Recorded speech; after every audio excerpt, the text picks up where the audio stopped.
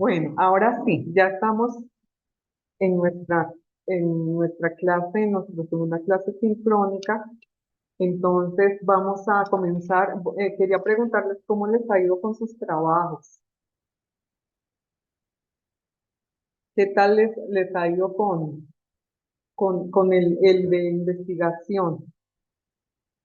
Buenos días, pues Buenos en días. lo personal, maestra, un poquito atareado porque aparte estoy llevando otros cursos en línea, pero gracias a Dios con muy buen avance.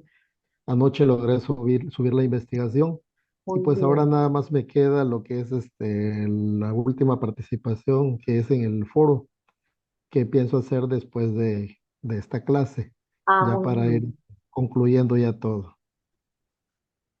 Sí, muy bien.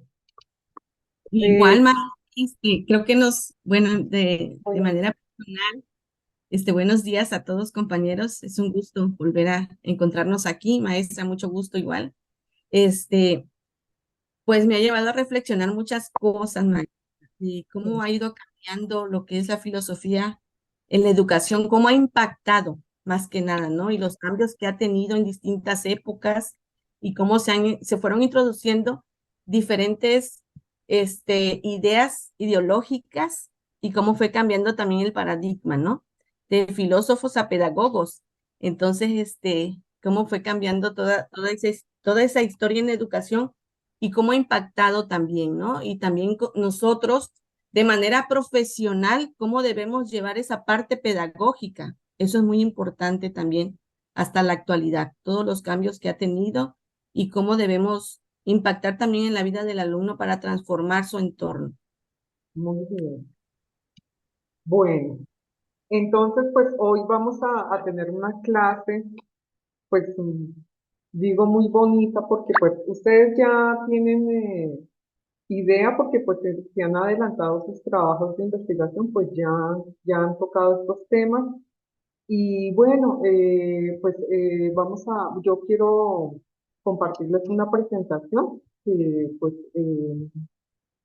me parece importante para que ustedes pues por lo menos eh,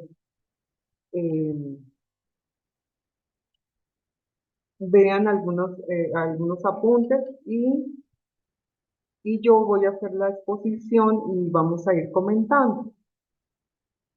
Ujú.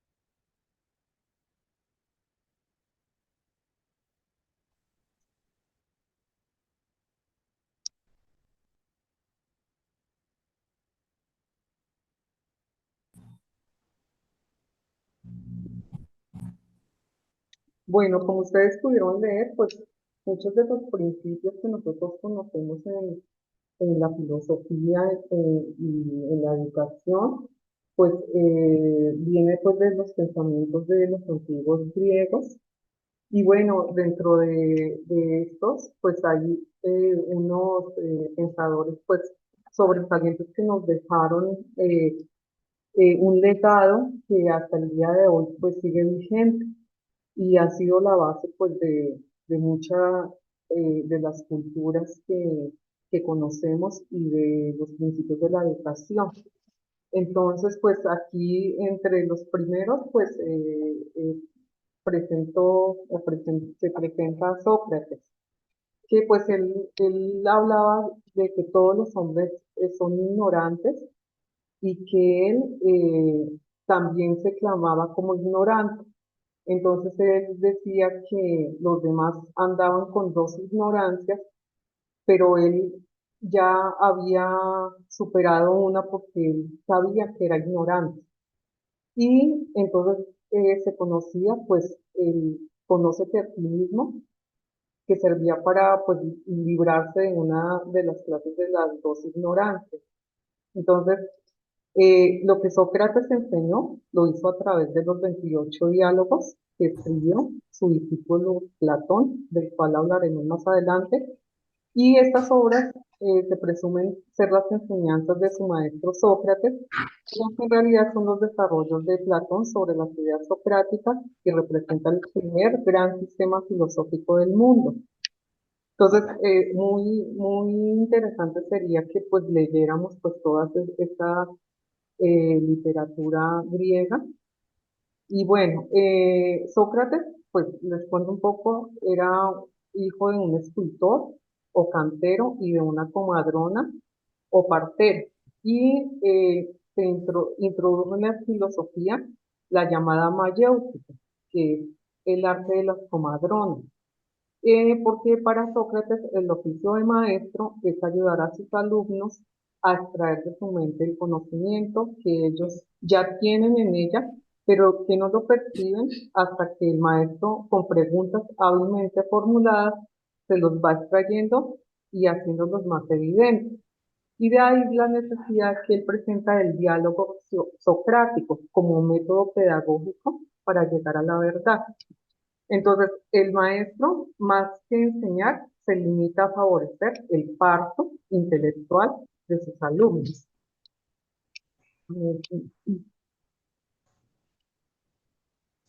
Y bueno, Sócrates se considera a sí mismo un moralista preocupado por la verdad, identificaba la ciencia y la virtud en el sentido de que la virtud se puede enseñar y aprender.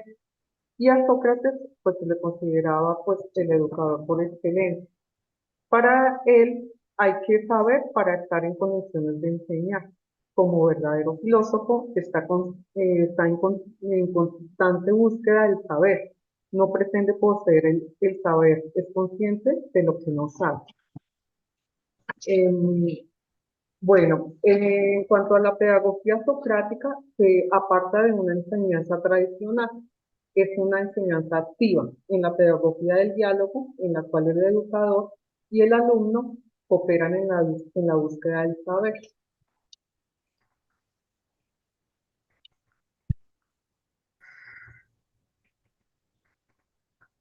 Bueno, entonces continuamos con Platón, que es su discípulo. Platón es de origen aristocrático, fue un discípulo de Sócrates durante casi 20 años. Y a partir de los 20 años de edad y hasta la muerte de su maestro, Platón convirtió a Sócrates en el primer personaje de sus célebres diálogos, como ya lo habíamos comentado. De manera que buena parte de la sabiduría que se le atribuye a Sócrates es obra de Platón. Fundó su propia escuela, la Academia, donde enseñó casi 40 años. Y esta escuela siguió existiendo hasta el año 529. Me voy a bañar, mamá. Ay, disculpen, ¿podrían apagar sus micrófonos porque los alcanzo a escuchar? Muchas gracias. Esta escuela siguió existiendo hasta el año 529 después de Cristo, es decir, que duró casi 9 siglos.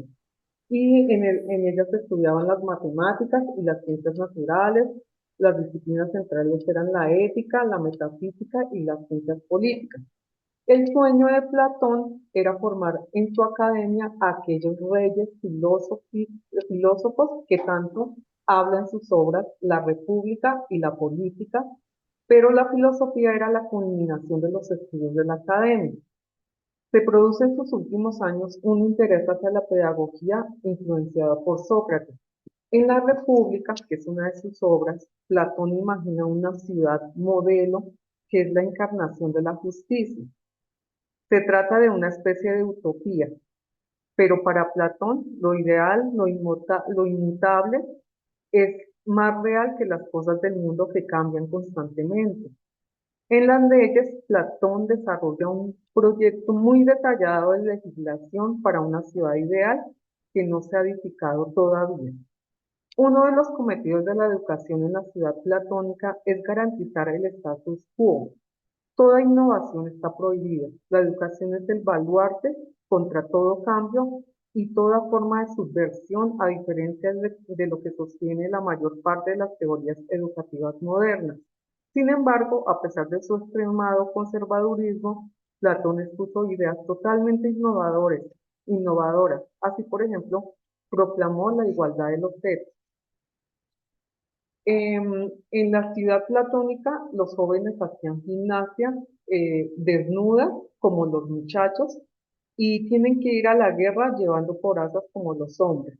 Las mujeres comparten sin discriminación la educación de los hombres. Fue la primera persona en la historia de la civilización que desarrolla una teoría sistemática de la educación basándose en la filosofía total. Establece reglas fundamentales de donde se han desarrollado todo pensamiento educativo y filosófico. Según Platón, no obstante que poseemos el conocimiento implantado dentro de nosotros, no lo aprendemos con facilidad. Un momento voy a mirar si creo que alguien está en sala.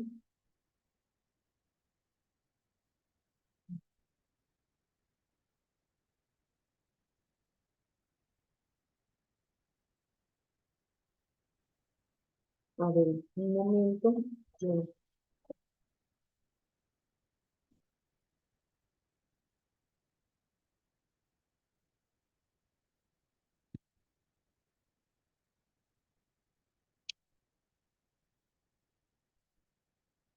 Bueno, como les venía diciendo, entonces, según Platón, no obstante que poseemos el conocimiento implantado dentro de nosotros, no lo aprendemos con facilidad. Entonces buscó un método llamado la dialéctica, el cual es un proceso ordenado del debate, de la discusión y de la argumentación, mediante los cuales podemos establecer apropiadamente afirmaciones satisfactorias.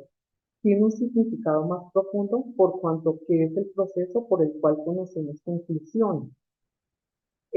La variedad de conocimiento intelectual apeló al plan general de la naturaleza. Cada uno de nosotros tiene una mezcla de cualidades que Platón denominó oro, plata y bronce. El hombre se compone de elementos en diversas proporciones. Todo proceso de educación ha de servir al Estado. La ciudadanía activa era el gran valor. Los niños son calibrados por los adultos mediante exámenes y se hacen juicios sobre sus capacidades intelectuales. Los más aptos siguen adelante y los demás se hacen a un lado. Platón habrá sido el primero en concebir un sistema educativo pormenorizado en las leyes. En este libro, Platón indica cómo organizar y administrar la enseñanza. Todo el sistema educativo está dirigido por una especie de ministro de educación. Este cargo, entre los más importantes del Estado, es el principal. La polis de Platón es una ciudad esencialmente educativa, creada para la educación.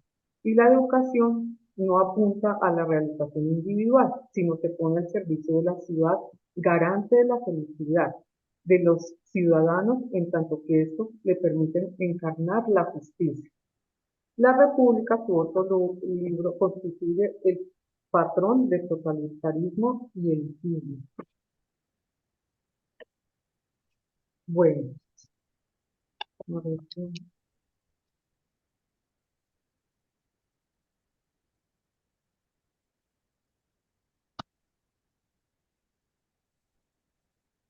bueno, seguimos con Aristóteles. Nació en Estaquira y a los 17 años se traslada a Atenas, donde estudió en la Academia de Platón. Fundó el Liceo en Atenas, donde enseñó y escribió sus obras.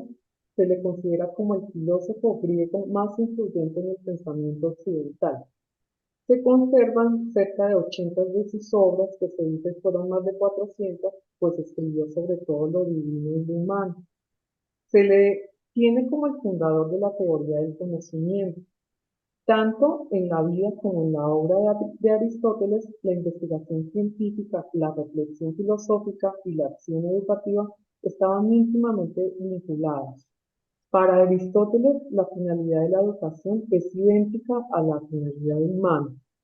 Piensa que la educación es indispensable para la realización completa del ser humano. La felicidad es el fin supremo en la que toda persona aspira.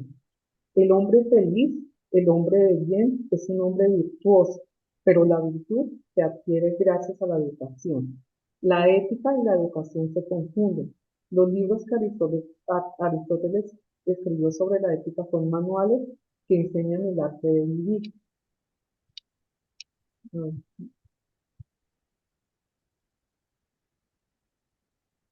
La ética de Nicomaquio, que es uno de sus escritos, insiste en la cuestión en términos casi idénticos. Para ser bueno, el hombre debe recibir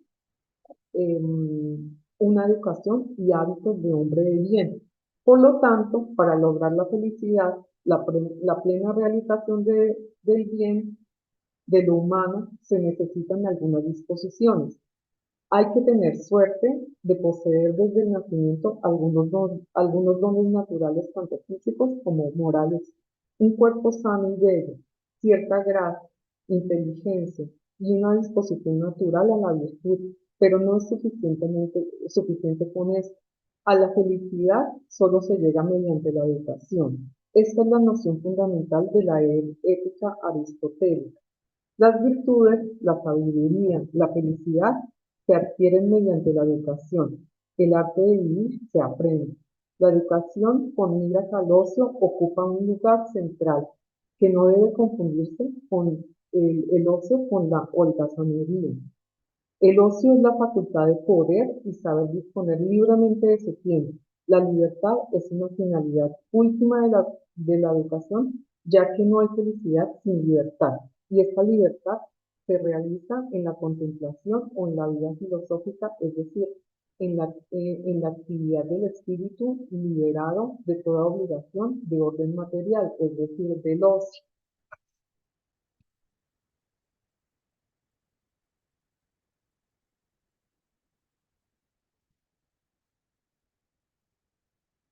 Bueno, también nos decía que el hombre es un animal político. El hombre solo se realiza en la comunidad de la polis, solo allí se encuentra su felicidad, es decir, en la comunidad de la ciudad. La polis o ciudad-estado, polis virtuosa, asegura la felicidad de sus ciudadanos. La comunidad se forma mediante la educación. Como Platón, Aristóteles piensa que un verdadero sistema educativo es permanente y global, que concierne a todo lo humano y que dura toda su vida organizándolo en periodos de 7 años como Platón. La educación pública instaura democratización de la educación. También es importante la educación física y la gimnasia, porque sirve al cuerpo y a la formación del carácter, del coraje y del sentido del honor. La teoría aristotélica de la educación es plenamente vigente. Lo que dijera sobre la política educativa y sobre su papel en la sociedad, su concepción de un sistema de educación permanente y de una educación para la paz y el ocio, así como sus reflexiones pedagógicas, coincide con las preocupaciones actuales de la educación. Bueno, ahora pasando, bueno, un poco drástico, pero eh, pasando a la educación media, el nacimiento de las universidades del Renacimiento, pues esto tiene que ver con el ocaso del Imperio Romano y la penetración por los bárbaros a gran parte de, de este imperio. Y pues gran parte de los logros educativos se perdieron. Y entre el siglo V y el X, las escuelas fueron decayendo. Y esta época se le conoce como la Edad Oscura. En el siglo X y el siglo XII se incrementó, hubo incremento de la familiarización con la tradición clásica. Más que todo fue una necesidad de un clero más educado. Se centró en las escuelas, catedrales catedralicia, es decir, en las universidades y en los monasterios. Y estas universidades fueron establecidas para lograr un vasto acceso al conocimiento, pero sobre todo centrado en el clero. En el siglo XIX, Italia se convirtió en guía y Dante Alighieri, Petrarca y Boccaccio fueron las figuras más importantes y resultó pues un intento de hacer revivir la civilización clásica, que esta renaciera en Europa y fue de esa manera que surgió el Renacimiento. Y pues la meta era imitar el pasado clásico, no la implantación de nuevas ideas educativas o culturales, sino que renaciera ese pasado clásico. En,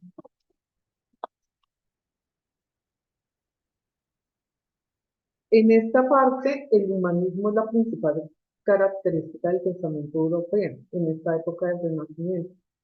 Y pues esta se convierte en una gran preocupación por el hombre y también se centra en el hombre.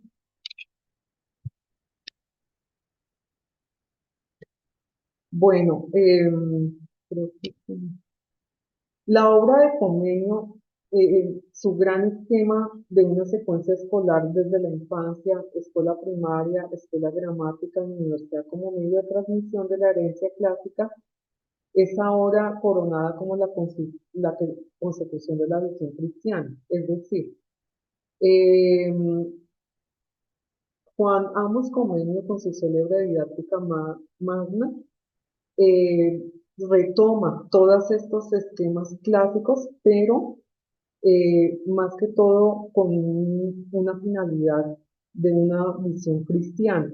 Entonces, en el siglo XVIII, pues ya llegan todo el movimiento de la Ilustración y el aporte del humanismo renacentista, como les decía anteriormente, empieza con la preocupación por el hombre. Y los modelos educativos pues han dejado de ser el monje, el artesano o el guerrero. Y lo que persiguen pues es el refinamiento del hombre en todas sus capacidades, a fin de que pueda triunfar en la sociedad en la que se está desenvolviendo. Entonces ya los grupos se dividen en villas eh, se dividen y se van de las villas a las ciudades o a las cortes. Y pues solamente se aprecia a un hombre elegante, de buen estilo, un conocimiento profundo y directo a los clásicos, que sea aficionado a las artes, que sea adecuadamente educado para ejercer un determinado puesto de rector con una agilidad conveniente para saber tratar y entretener en las reuniones sociales. Entonces, bueno, creo que fue que esta diapositiva me quedó atrás, pero esta, pues, como les decía, Comenio, pues él retoma pues todo lo clásico y ya con una visión de la visión cristiana y es parte precisamente de ese retomar. Entonces ya viene pues todo el aporte del renacimiento, del humanismo y entonces pues ya vemos pues la preocupación más sobre el hombre que sobre Dios, que era pues lo que anteriormente todo estaba centrado en Dios. Bueno, entonces ya pues se busca un hombre, como les estoy describiendo, con un buen estilo, con un conocimiento profundo de los clásicos, que fuera un hombre que tuviera un ejercer de un puesto rector, con una agilidad conveniente para saber tratar y entretener en las reuniones sociales, un hombre que se disponga de los medios para ser libre, porque la libertad es una meta del Renacimiento. Y este hombre, pues, será el cortesano y el gentil. Entonces, frente a la ciudad de Dios de San Agustín, en la Edad Media, ahora se escribe la ciudad del sol de Campanella, que aunque utopía pedagógica, científica y social, muestra bien a las claras que el ideal de estos hombres es conseguir la perfecta ciudad terrena, en la que la libertad intelectual y social lleve a la felicidad de los hombres. El bienestar de las personas humanas es la meta clara de los hombres renacentistas. El gran respeto a la personalidad del educador, la importancia de la educación religiosa por su valor moral. En los siglos XVI y XVII aparecen multitud de tratados de principios. Se canaliza la búsqueda de un gobernante ideal, la concepción del mundo y del hombre de Maquiavelo, donde nos dice que el fin justifica los medios, que la subordinación del individuo y de sus derechos a los fines del Estado debe estar presente. Es decir, la estatolatría, el Estado, centro absoluto de la acción y el pensamiento. El hombre está en relación íntima con la historia. La astucia y la energía son las virtudes máximas del príncipe. El príncipe no ha de detenerse ante valladores de moralidad de moralidad. Entonces, como ustedes ven, pues va cambiando el pensamiento y se van centrando más en el hombre y en los gobernantes y en su educación, ¿no?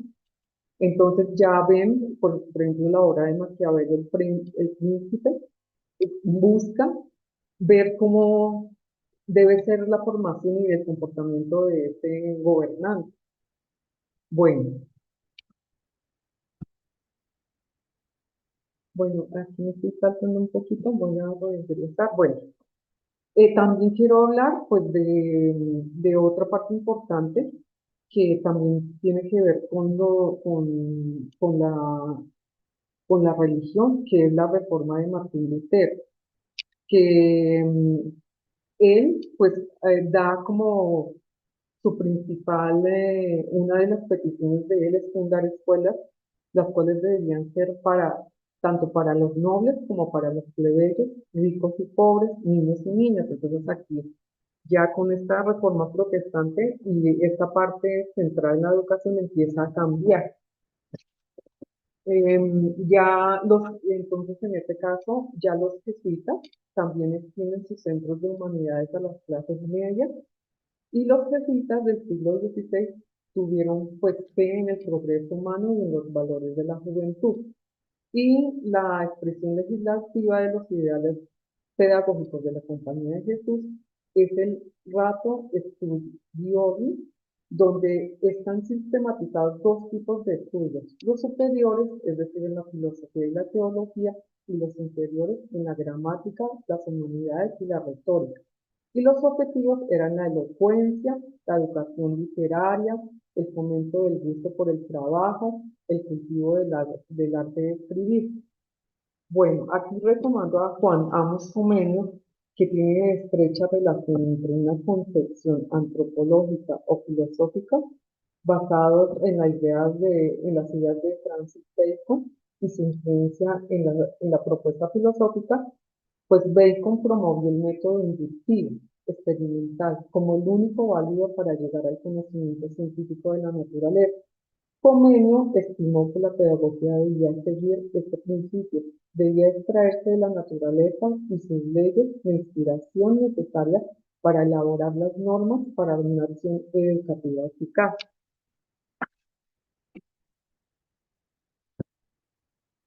Bueno, ya siguiendo en el transcurso del tiempo, ya con Juan Jacobo Rousseau, que fue uno de los grandes educadores, eh,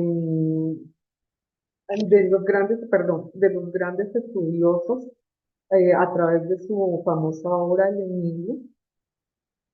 Entonces, pues se le tiene como el iniciador de la revolución copérnica, que puso al niño en el centro educativo.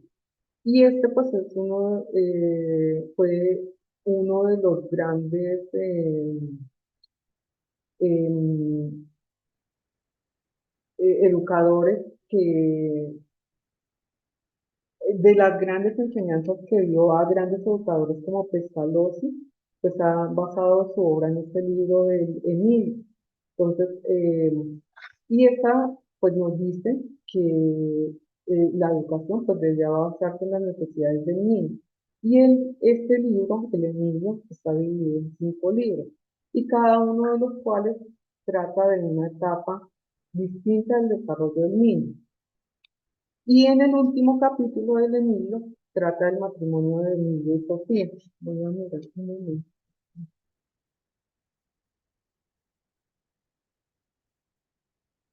Bueno, en el último capítulo del Emilio trata del matrimonio de Emilio y Sofía, que ha recibido una educación muy diferente a la de él. Y toda la base de la educación de Sofía, que representa a la mujer ideal, es convertida en una mujer agradable y útil al hombre. Su educación, por tanto, consistía en aprender los quehaceres domésticos, adquirir algunas cualidades sociales, como aprender un instrumento musical y los métodos de hacerse agradables a los hombres. Y también nos decía Rousseau que el padre debía encargarse de la educación de su hijo y no dejársela a un desconocido. Sin embargo, en las consideraciones difiere del Emilio, que es otro de sus escritos. Aquí aboga por un sistema nacional de educación pública, regulada por el Estado, bajo magistrados señalados como autoridad suprema, sean los responsables de la educación. Entonces, la innovación de Rousseau en el sistema educativo se centra en que aprecia el valor del aprendizaje de descubrimientos y de resolución de problemas como técnicas educativas. Un momento, voy a revisar que alguien está intentando entrar pero no, tampoco lo.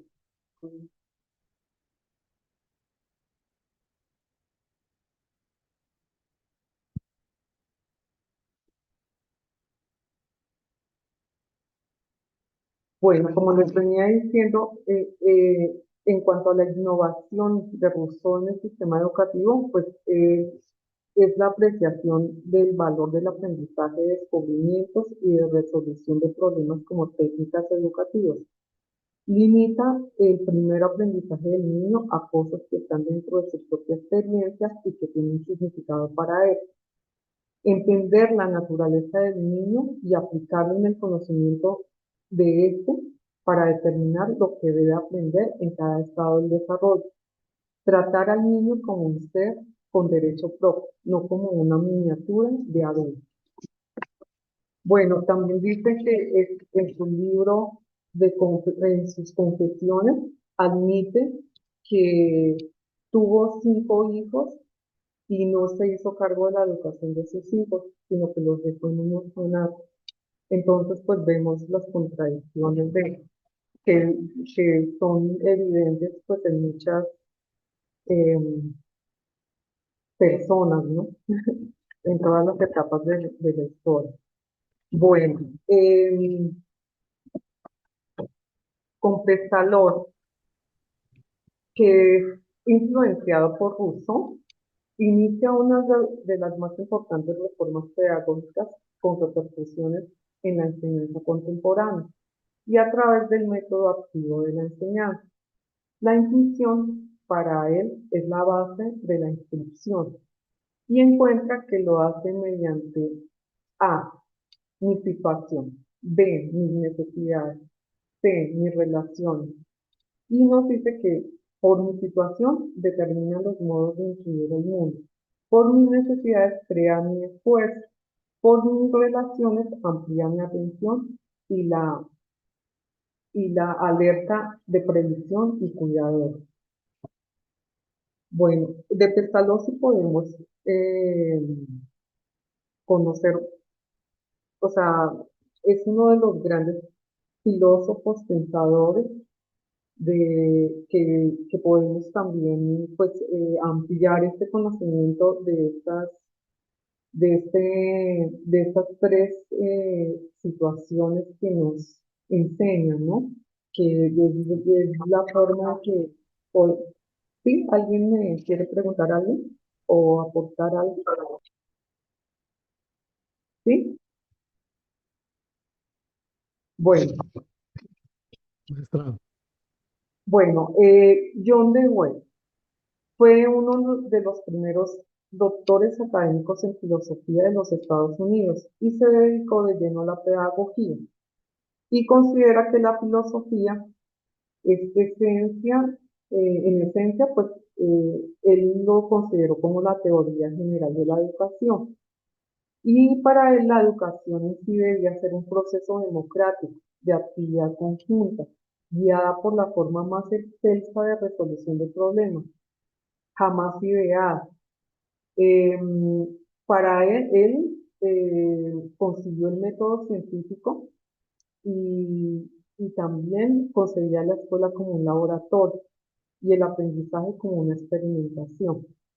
Y la búsqueda de los conocidos no como una absorción pasiva de hechos exteriores, sino desatornilló los pupitres del suelo y en vez de eso puso bancos de laboratorio.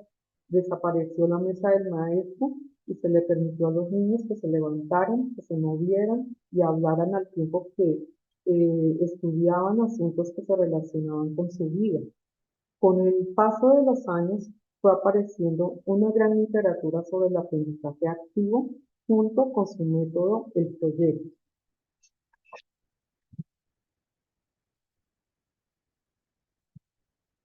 Bueno, Anton Makarenko es un pedagogo ruso, ucraniano, que se centró con éxito en la recuperación de jóvenes delincuentes durante la época stalinista. Su obra, Poema Pedagógico, de 1933, de 3 volúmenes, sostiene que el propósito de la educación es la formación de un hombre nuevo, dotado de los conocimientos, valores y actitudes históricamente imprescindibles para construir y defender la sociedad soviética. Planteaba que la educación debía formar individuos que gozaran de responsabilidad con los objetivos de la sociedad soviética, espíritu de colaboración, solidaridad y camaradería, personalidad disciplinada, sentido del deber. El, el foco en los intereses de la colectividad debía estar sobre los individuales. La lucha, la lucha debía estar contra la sumisión y explotación del hombre por el hombre. Era importante una formación política, ser comunista convencido, además de propagandista de acción y palabra. Entre los aportes a las teorías pedagógicas se destacan dos conceptos claves, la colectividad y el trabajo. El primer factor, la colectividad, es al mismo tiempo un fin y un medio de la educación. Dentro de ella, el educador crea y organiza la comunidad. El trabajo, por su parte, debe ser de un carácter productivo y con sentido social. Cultiva la fuerza de la voluntad, por lo que se le considera una pedagogía del esfuerzo. Consideraba que era fundamental para que los niños y jóvenes se desarrollaran intelectual y moralmente.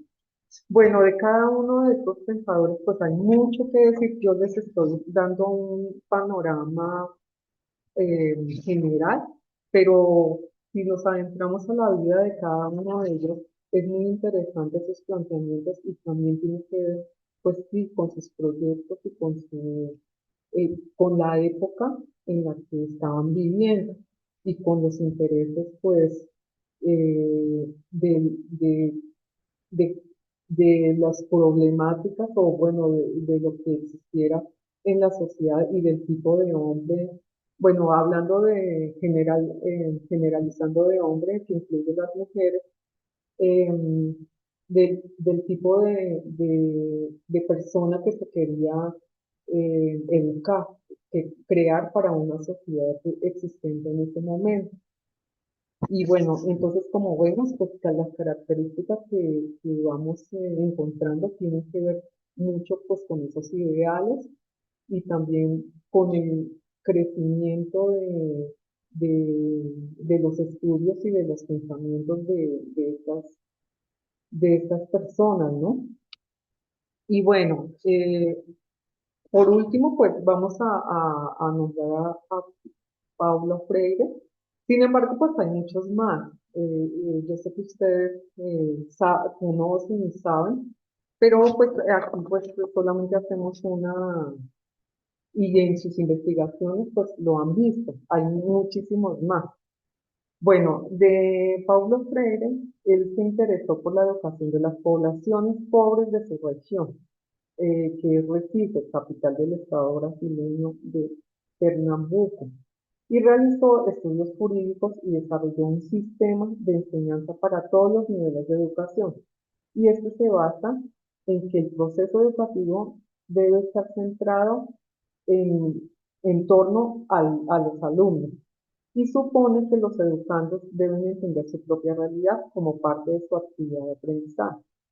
Su publicación más conocida es La pedagogía del oprimido, dedicada a los parias de la tierra y a los que se identificaban con los pobres y luchan por ello. Concibe la educación como práctica de la libertad y considera la educación no para la domesticación, sino para la liberación, que es utópica, profética y optimista. Es un acto de conocimiento y un medio de acción que permite transformar la realidad que debe ser conocida. Bueno, esta sería pues la exposición de hoy, que pues como les digo, de manera general les presento, pero según lo que ustedes han visto, o bueno, lo que vieron en la exposición, ¿qué pueden opinar de, bueno, de todas estas, de esos pensamientos de estas personas que tuvieron pues esta inclinación hacia eh, ir más allá, ¿no? Del momento en que vivieron y adentrarse más hacia al sistema educativo, a la educación, a la filosofía.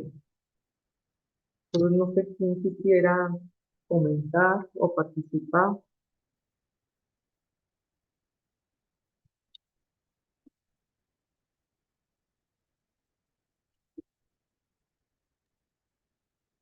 Maestra, yo quiero comentar en relación a Juan Jacobo Rousseau. Sí, Es- sí, él habla ahí, pues usted señaló de hecho un punto donde él señala de que la educación de los hijos no debe este, entregársele a terceras personas, sino que cada quien debe hacerse responsable de ello, ¿no? Algo así comentó.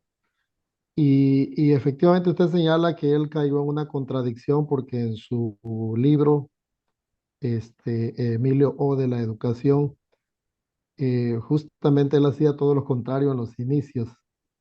Estaba por ahí dando un vistazo al libro y decía que sus hijos, él incluso los regalaba, sus 5 hijos fueron regalados. Y su obra, Emilio, que es su máxima obra, la creó justamente a petición de una persona, una señora muy, pues muy rica, una aristócrata, que le pidió que escribiera algo como para darle una muy buena educación a su hijo y fue como él inició su obra. Y pues entiendo de que posteriormente se sintió mal por sus acciones iniciales, ¿no? Y pues bueno, esa obra, Emilio O de la Educación, pues se considera un gran aporte al sistema educativo, incluso en la actual época contemporánea. Sí, es una pequeña participación, maestra. muchas gracias. ¿Quién más quisiera como decir algo acerca de lo que De escucharon? igual manera, Adelante. maestra, sí, es muy interesante porque también marca mucho cómo después de ser una educación moralista que lo marca mucho acá, en la Edad Media, cómo va cambiando, porque antes pues en el centro de la educación era Dios, ¿no? Sí, Pero fue cambiando a través del tiempo en la edad renacentista, donde ya es más humanista. ¿no? Y se vuelve a retomar en la época actual, porque se perdieron muchas cosas en esa transición, en ese tiempo, entonces se vuelve a retomar otra vez en la actualidad la parte humanista, ¿no? Entonces, de igual manera, cómo se viene considerando y tomando en cuenta también lo que es las etapas del desarrollo del alumno, que eso es algo muy importante también que se debe de tomar en cuenta y que en la actualidad lo estamos volviendo a retomar otra vez, ¿no? Entonces, nada, yo creo que hay muchas cosas por criticar, pero también hay muchas cosas por retomar, porque nada de lo pasado, de lo anterior y de lo que estuvo antes fue malo, ¿no? También hubieron cosas positivas, dependiendo del contexto. Entonces, han habido muchos cambios significativos, igual lo de que la educación es considerada como un método científico, que la escuela es como un laboratorio. ¿Por qué? Porque en la actualidad igual pasa, voy comparando, ¿no? Las partes en las que se dieron antes, en la filosofía, en la educación, cómo ha impactado en la actualidad también, porque en la actualidad también nuestras aulas son un laboratorio, nuestra escuela donde podemos observar la conducta del alumno, podemos investigar del porqué de esa conducta, del porqué su comportamiento, ¿no? Entonces, tomarlo también en cuenta y cómo la filosofía nos puede ayudar en nuestra formación actual como docentes, que como cosas positivas, pues, ¿no? Y relevantes. Claro, muchas gracias. ¿Alguien más quisiera agregar algo? Por ahí, maestra, buenos días. Sí, buenos días. Tomando un poquito la participación, ¿verdad? Vemos el trance, o al menos yo veo el trance de un poquito antes y ahora, que hay ciertas cosas, tomamos lo positivo, diría la maestra, y viene una educación moderna, o viene el tiempo moderno, o la época moderna, donde se toma como principal característica el humanismo, algo que tal vez en algunos momentos no podría verse como algo central. Si hay una de las personas que a mí me llama mucho la atención que usted logró mencionar por ahí, es no sé si lo estoy mencionando bien, pero John Dewey, que por ejemplo, él entra en algo democrático, maestra, en donde se le da la participación al niño. Hay un documento por ahí en el que platica más o menos cómo él ya no solo deja las mesas, sino le dice como si le dijera al niño, ven, párate, explora, ven, qué ves, qué tocas, qué sientes, qué te llama la atención. Es uno de los filósofos que me llama mucho la atención por la manera en la que trabajó la educación hasta cierto punto. Todo viene englobado en lo mismo. Para mí, tiene diferentes maneras. Es como si yo dijera, ay, es que mi niño es visual, ay, es que mi niño es auditivo, ay, es que mi niño es ninguno, todos en su totalidad tiene su característica, su forma, su fuerte, y de esa manera, al menos yo en la investigación, de esa manera estoy trabajando con los diferentes, o a como vamos conociendo un poquito más, de qué manera puedo apoyar, y diría la maestra, yo lo voy enfocando por ejemplo, yo tal vez no en conceptos o cosas, sino yo en niños.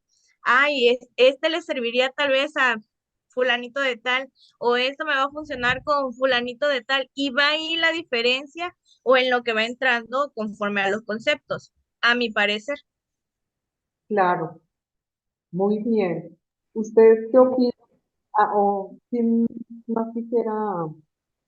Bueno, les hago una pregunta. ¿Ustedes qué opinan de esta importancia que le daban a la ciudad?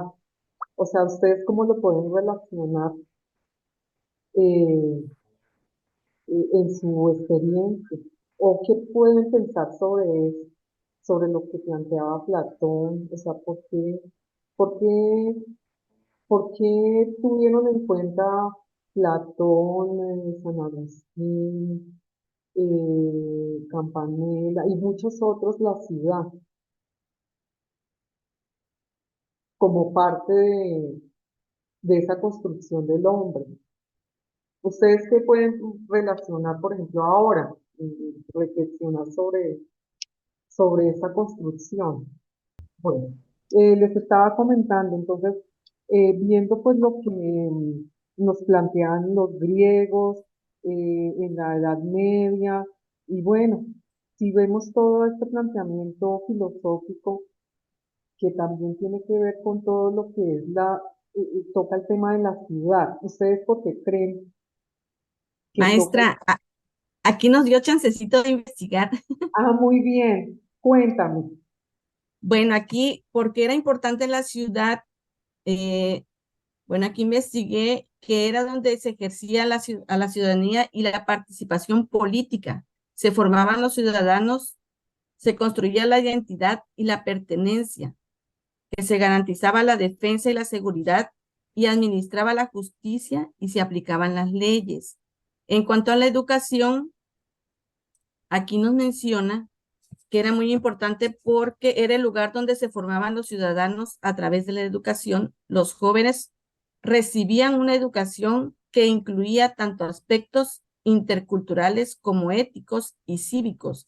Aprendían sobre la historia, la cultura, la política y la filosofía y se les enseñaba a ser ciudadanos responsables y virtuosos. Muy bien. ¿Qué otra? Maestra, yo también investigué algo. Cuéntame, cuéntame. Dice que era importante la ciudad en tiempos de Sócrates porque era el centro de la vida política, social y cultural de la antigua Grecia. Y también porque proporcionaba el escenario perfecto para el tipo de filosofía socrática que buscaba cuestionar las normas establecidas y fomentar el pensamiento crítico. Muy bien. ¿Qué otra cosa pueden decir también? Bien, maestra. Sí, adelante. Para Aristóteles, la ciudad estaba asociada a la familia y aldeas para una vida perfecta y autosuficiente.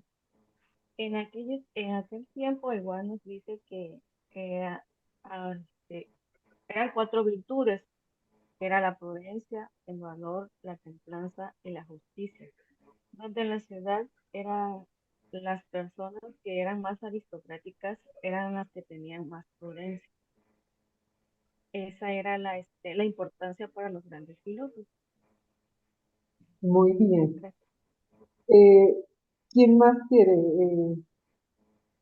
Maestra, a mí Ah, igual, pues, ¿quiere? Sí, nos sí. permitió preguntar algo sobre estudiar un poquito, ¿no? Sí, cuéntame. Este, en cuestión de la actividad de Sócrates, en este caso era Atenas, influyó mucho en el pensamiento ético y moral, ¿no? Y obviamente, pues como había muchos Se escucha bien. pensadores realmente. Ay, Uy, disculpa, mi María máquina. Elena. No, no se te escucha distorsionado. ¿Qué puede ser?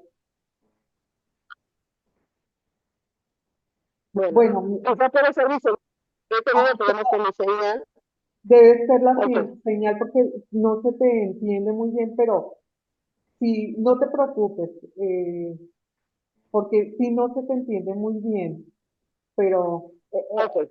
bueno, bueno, entonces, muchas gracias. Moy, estabas pidiendo la palabra. Hola, ¿qué tal, doctora? Muy buenos días a todos, Buenos días. compañeritos, compañeritas. Bueno, yo me quedé con una idea de lo que expuso en breves y quería compartirles de que en grandes rasgos tengo el entendimiento de todos estos grandes filósofos como el pensamiento crítico que tenemos todos los docentes frente al grupo, lógico y abstracto, sobre todo que utilizamos mucho la empatía. ¿Por qué? Porque a través de ello usamos el razonamiento lógico y tenemos una visión panorámica de la existencia también del quehacer humano y de la existencia del trabajo colaborativo y de los nuevos modelos educativos. Yo a través de esto siento que vamos aprendiendo a desarrollar y a defender nuestras propias opiniones para a través de esas opiniones defender nuestros puntos de vista e ir articulando con ímpetu nuestras opiniones para que descansen sobre una base más sólida de todos los pensamientos.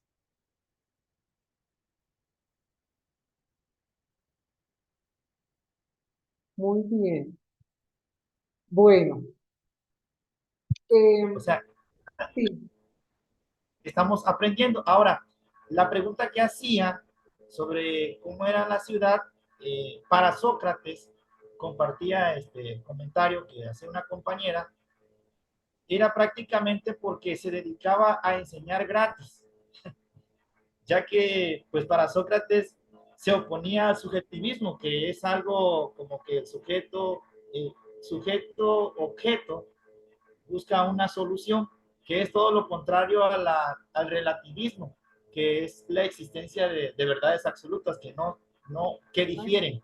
Entonces, en este caso, en el conocimiento busca un concepto universal de todas las cosas y no de un punto de vista individual de cada una de las personas, y que a través de ello iba impartiendo la enseñanza a través de una nueva metodología, una nueva base que sostenía. Es mi humilde comentario, maestro. Bueno, muchas gracias. ¿Quién más quisiera hablar sobre esta parte que... Sí, maestra, buenos días. Sí, adelante. Bueno, yo quisiera empezar hablando sobre una frase o palabra célebre que decía Sócrates. Yo solo sé que no sé nada, que muchos quisieran saber lo que yo no sé. Nos menciona que fue el verdadero iniciador de la filosofía, en cuanto que le dio un objetivo primordial al ser de la ciencia que busca el interior del ser humano. Fue el primer filósofo que identificó al ser humano como el yo en su alma. Es mi participación, maestro. Y también comentarles de que Sócrates fue el maestro o el catedrático de Platón y Aristóteles. Muy bien. Bueno, pues dentro de toda la historia, muchas creaciones también fueron hechas para, se buscaron muchas formas de construcción, por ejemplo, de escuelas, muchas, o sea, busquen, por ejemplo, el falancero en sus equipos móviles, a ver qué es. O sea, la construcción del hábitat y del entorno del ser humano es muy importante. Entonces, y la construcción, y no solamente es una construcción material, sino también espiritual. Entonces, si vemos en las reflexiones, habla precisamente de una ciudadanía, de ese hombre de ciudad. Y, y ese hombre de ciudad pues debe tener unos comportamientos y una formación. Y en esa formación precisamente es la búsqueda de ese hombre que debe vivir en esa ciudad. ¿Y qué busca, qué es la finalidad del hombre? La finalidad del hombre es la felicidad y esa felicidad está dada por la libertad. Y precisamente la educación tiene que ver con esta formación. Entonces, por eso todo se relaciona. Entonces, si alguien encontró lo del falasterio, podría eh, platicarnos un poco, así en sus equipos móviles, a ver qué era. Algo de es que no se entiende bien. Ah, no me entiendes bien. ¿Algo de Ah, qué? el No lo entiendo muy bien. falansterio. Busquen falansterio.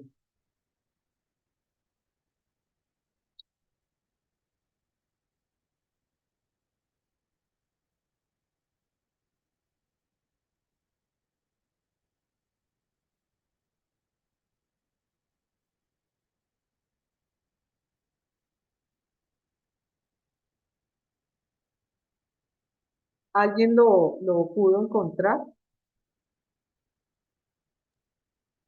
La palabra es falancero o todo junto, maestro.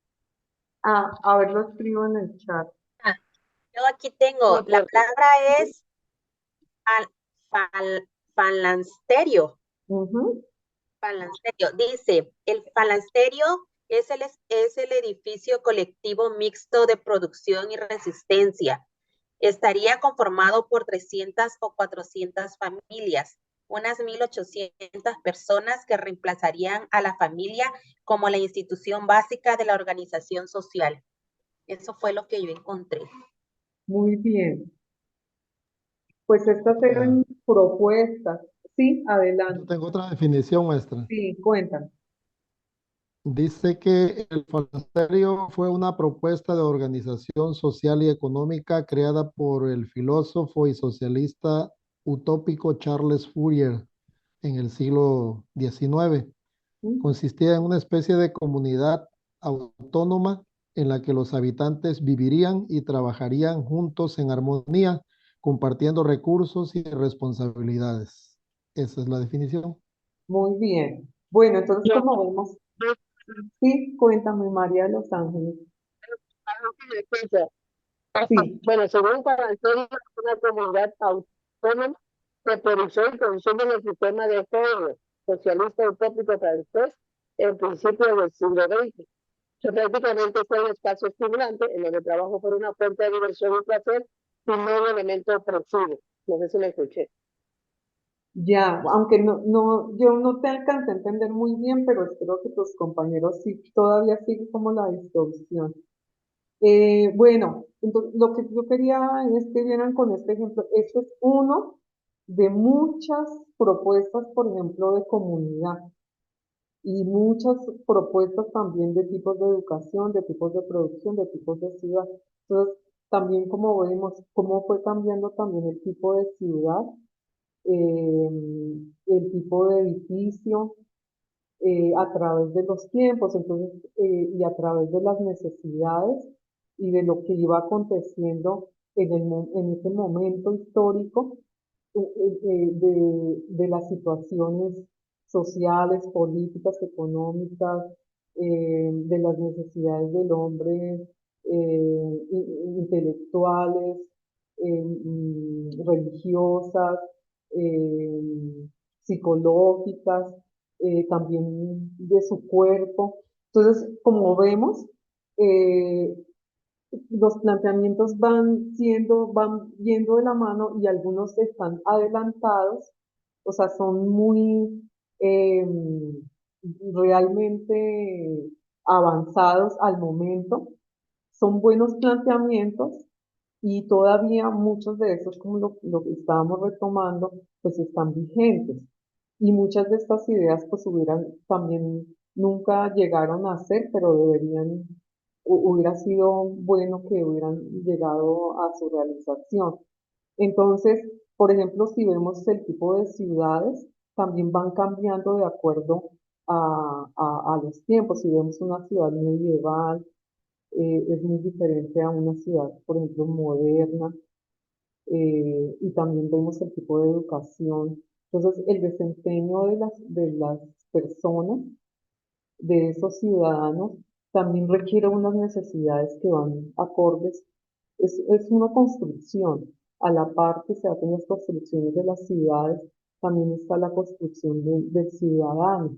Entonces, eh, ahora vemos que en la ciudad, por ejemplo, en el espacio público, se evidencia el tipo de ciudadano que hay, el tipo de educación que tiene cada persona. Entonces, podemos ver personas que a veces podemos denominar muy bien educadas, como también podemos ver personas que no van de acuerdo a las normas existentes de comportamiento, tanto en la ciudad, en un entorno de afuera, que sería el espacio público, como un entorno de adentro, que sería pues ya el interior de las edificaciones o del contexto interno de hábitat en las viviendas. Entonces, sí vamos viendo eso y también vamos viendo cómo de acuerdo precisamente a esas necesidades y a esa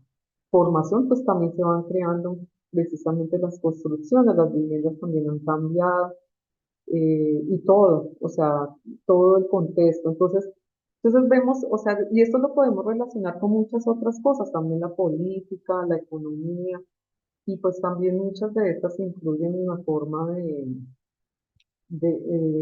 actuar de las personas. Ahora pues vemos todo los medios eh, de comunicación, cómo han influenciado y pues también vemos que muchas de las cosas que son ya globalizadas, o sea, lo que vemos en un lugar muy pequeño también lo podemos ver en otro lugar pequeño del mundo. Y pues también precisamente pues, pero siempre hay la prevalencia de unos valores y unas formas de universales, ¿no? De esta formación de las personas. Ya a diferencia, pues unas tienen que ver con lo moral y otras con lo ético, ¿no? Que muchas veces pues lo moral pues corresponde al tipo de cultura que lleva cada lugar. Y ya la ética pues corresponde, bueno, ya a ver si eso está bien o está mal, ¿no? Entonces pues conlleva a varias cosas. Entonces aquí vemos precisamente en la filosofía de la educación la importancia que se da a esa reflexión del ser humano, ¿no? Del tipo de educación que debe tener ese ser humano, de sus necesidades, cómo se debe educar y qué sería lo mejor para él, para su crecimiento y precisamente para esa felicidad, esa libertad que tiene que ver con la educación.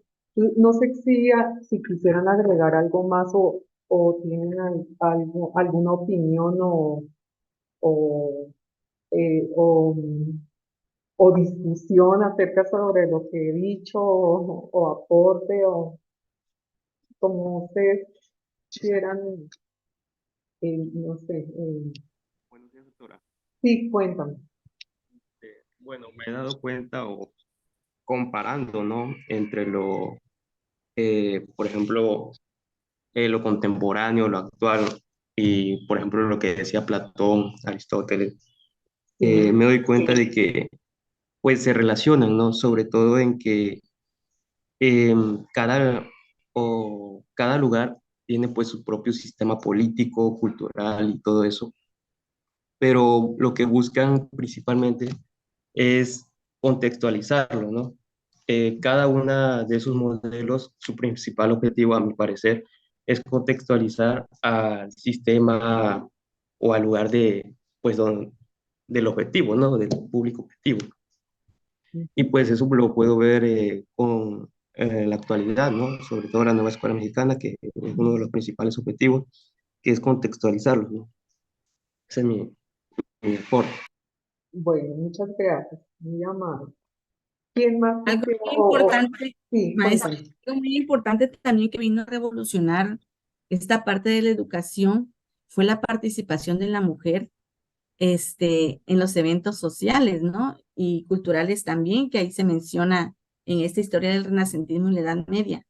De igual manera, cómo la educación también se fue dando y se fueron integrando también para los pobres, porque nada más antes eran privilegiados los burgueses, nada más tenían esa oportunidad. Entonces, con el paso del tiempo también se empezaron a incluir a los pobres y eso fue una parte que revolucionó mucho en la educación, ¿no? Una parte Así. positiva. Sí, así es, muy bien. Pues sí, nos planteaban que en Grecia antigua, pues no había educación para las mujeres tenían una educación básica de hogar. Y realmente así siguió por mucho tiempo. O sea, era más que todo trabajo doméstico. Y bueno, entonces sí, sí, es verdad, o sea, fue cambiante y ya por eso, pero precisamente, por ejemplo, si vemos a Platón, era muy adelantado para su época porque él planteó en su ciudad ideal una educación y una participación igualitaria de las mujeres. Entonces, imagínense desde esa época y hasta ahora se empieza a evidenciar de alguna forma eh, esta situación, ¿no? Y bueno, y si vamos a ver con más detenimiento, pues vamos a encontrar muchas cosas más y vamos a ver la educación también en México, también, o sea, era de los aztecas y bueno, también era una educación y era más centrada precisamente pues a la parte de destreza de guerreros, ¿no? Y pues sí, también era centrada era diferente. O sea, entonces vemos pues la evolución que va sucediendo y así sucesivamente en diferentes culturas. No sé qué más, eh, o tienen alguna pregunta o alguna observación, todo se hace.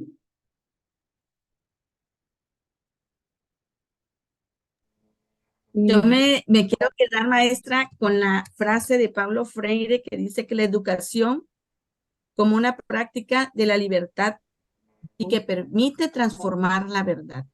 Con eso me quedo el día de hoy. bueno, muchas gracias. Muy amable. Gracias, maestra.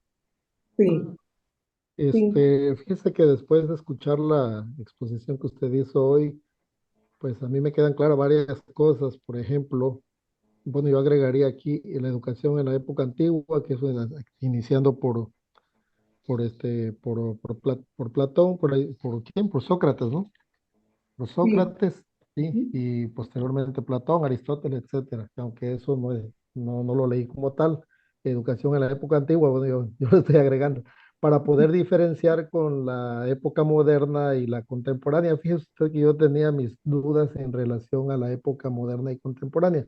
Me sonaba como el mismo término, pero Ya, ya investigando un poco por ahí, encontré de que la época moderna fue a partir del siglo XV, si no mal recuerdo, en la época de la revolución industrial, y que terminó a finales del siglo XVIII, justo cuando empezó la época contemporánea con estos pensadores y pedagogos actuales, como el caso de, este, de, de Montessori, mm, de Way y de Rousseau, entre otros.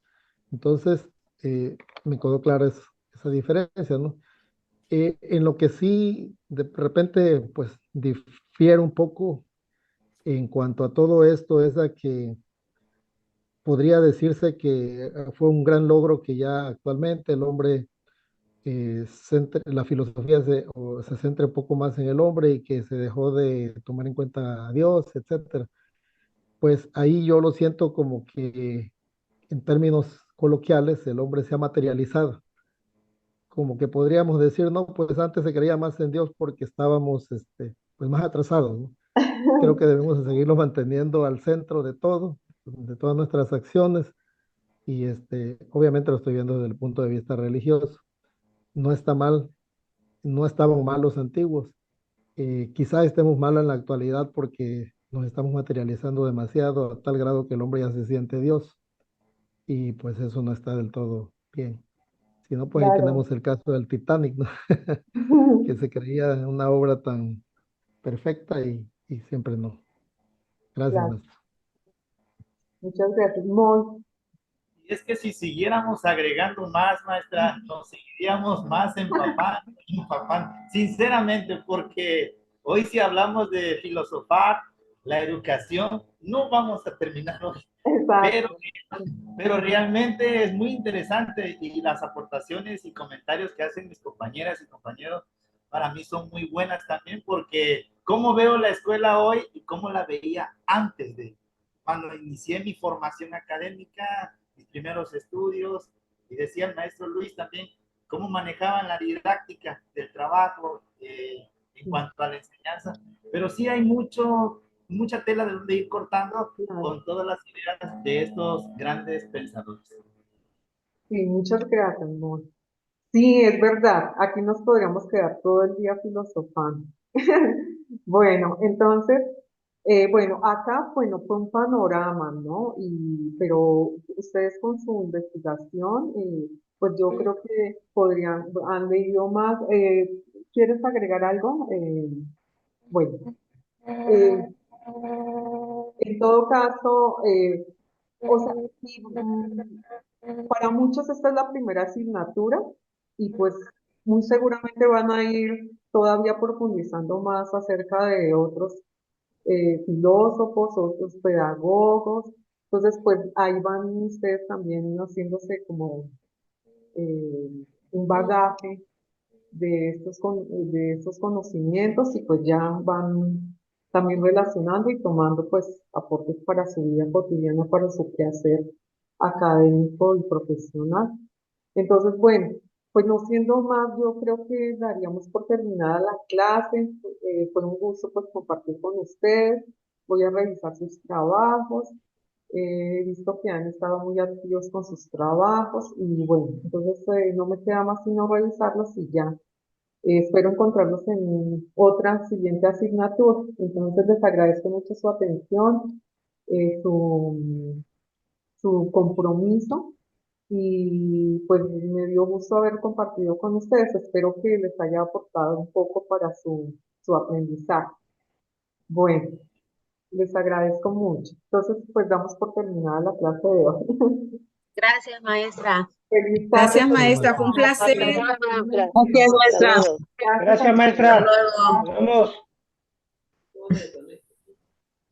Gracias, maestra. Un Muchas placer. gracias. Gracias, hasta luego.